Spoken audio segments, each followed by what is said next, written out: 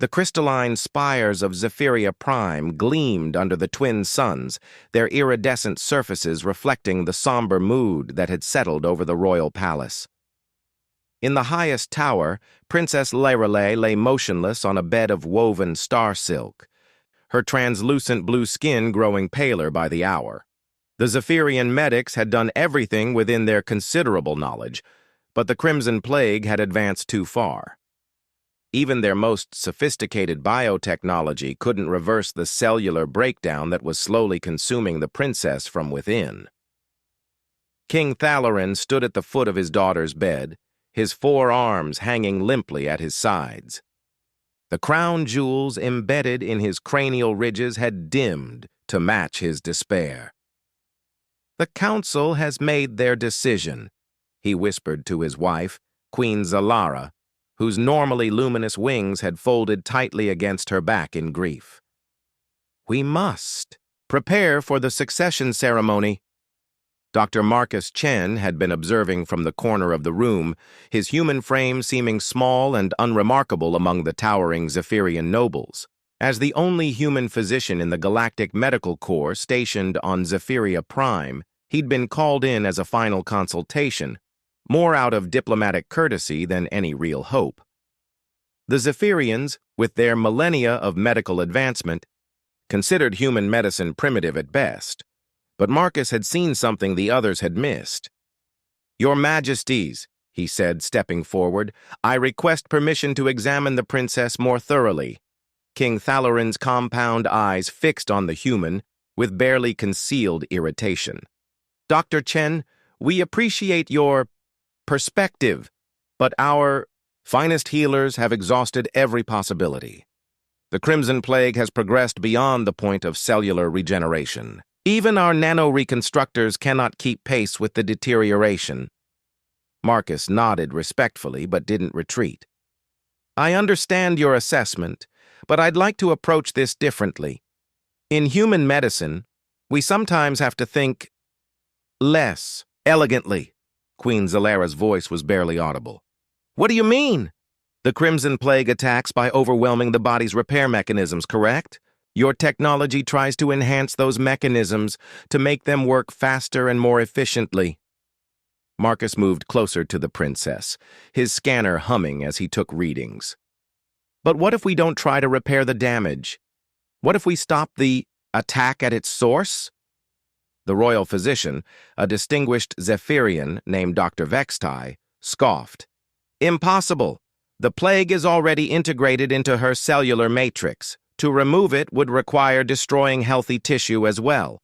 "Exactly," Marcus said, his eyes lighting up with the fire of an idea. "In human medicine, we call it chemotherapy. We poison the entire system to kill the disease, accepting that we'll damage healthy cells in the process. Then we let the body rebuild itself from what survives." The room fell silent except for the soft humming of life support systems. Dr. Vextai's neck tendrils twitched in what Marcus had learned was a sign of deep consideration. "That's barbaric," the Queen whispered. "Yes," Marcus agreed without shame. "Human medicine often is. We're not elegant, we're not sophisticated, but we're stubborn, and sometimes that's what saves lives."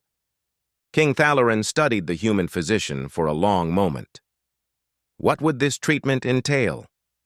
Marcus was already pulling up holographic displays from his portable medical unit. "I'll need to synthesize a compound that targets the plague's core, protein structure. It will be toxic to Princess Lorelei as well, but Zephyrian physiology is remarkably resilient. If we can knock her system down to near-zero function and then support her through artificial means while the poison does its work." "You're talking about killing our daughter to save her," the king said flatly. "I'm talking about bringing her close enough to death that the plague dies first," Marcus corrected. "Then we bring her back." Dr. Vextai stepped forward, his 4 eyes blinking in rapid succession. "The risks are astronomical. No Zephyrian has ever survived such trauma.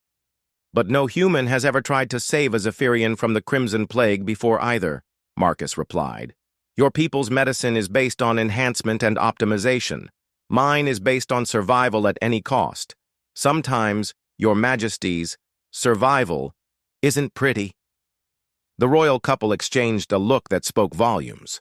Their daughter was dying anyway. Traditional medicine had failed. What did they have to lose? "How long do we have to decide?" Queen Zalera asked. Marcus checked his readings again. "She has perhaps 6 hours before organ failure becomes irreversible even by Zephyrian standards." "And how long would your treatment take?" "If it works, 72 hours from start to finish. She'll be clinically dead for about 20 minutes in the middle of it." The silence stretched until King Thalarin spoke, his voice heavy with the weight of impossible choices. "Dr. Chen, if you can save our daughter, you will have the eternal gratitude of the Zephyrian Empire. If you fail—" "If I fail, she dies anyway," Marcus said simply. "At least this way, she dies fighting." 3 days later, Princess Lyrelei opened her eyes for the first time in weeks. Her skin had regained its natural luminescence, and when she sat up, her movements were fluid and strong. The Crimson Plague was gone, burned out of her system by a treatment so crude and aggressive that no Zephyrian physician would have dared attempt it. Dr. Marcus Chen sat beside her bed, exhausted but smiling as he watched the royal family's joyful reunion. He'd spent 72 hours manually supporting the princess's failing organs while poison coursed through her veins, using human determination and stubbornness to keep her alive when elegant Zephyrian technology had given up. "Dr. Chen," Princess Lyrelei said, her voice still weak but growing stronger, "my parents tell me you refuse to let me die." Marcus shrugged, a very human gesture that had become familiar to the Zephyrian court. "Your Highness, sometimes the universe needs a little human foolishness to balance out all that wisdom." As news of the miracle spread throughout the galaxy, other species began to reconsider their assumptions about human medicine. Perhaps there was something to be said for a people who would rather fight death with poison and stubbornness than accept defeat with grace. In the end, it wasn't human technology or human intelligence that saved Princess Lyrelei's life. It was the very human refusal to give up, even when giving up made perfect sense.